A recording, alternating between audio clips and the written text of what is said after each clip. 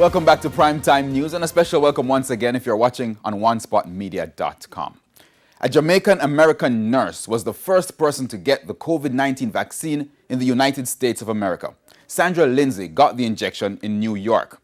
She's among the high-risk healthcare workers who have been given priority as the U.S. begins its distribution of the vaccine. We have more in this report from Dwayne Anderson.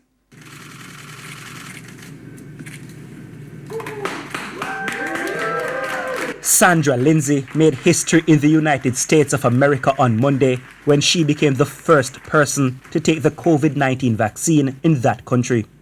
But the moment was shared with Jamaica, as Miss Lindsay is a Jamaican-born American. She migrated to the United States in the 1980s and is now working as a critical care nurse in New York. Immediately after taking the Pfizer-BioNTech vaccine, the 52-year-old encouraged other persons to get vaccinated when it becomes available. I would like to thank all the frontline workers, all my colleagues who've been doing a yeoman's job to fight this pandemic all over the world. I am hopeful, I feel hopeful today, relieved. I feel like healing is coming. I hope this marks the beginning to the end of a very painful time in our history. I want to instill public confidence that the vaccine is safe.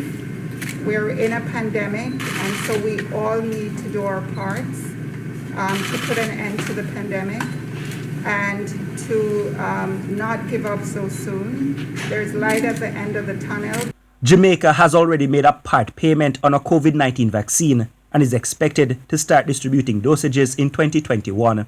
But it remains to be seen if, when the time comes, Jamaicans locally will be as receptive to the vaccine as Miss Lindsay was. It didn't feel any different from taking any other vaccine. Dwayne Anderson, TVJ News.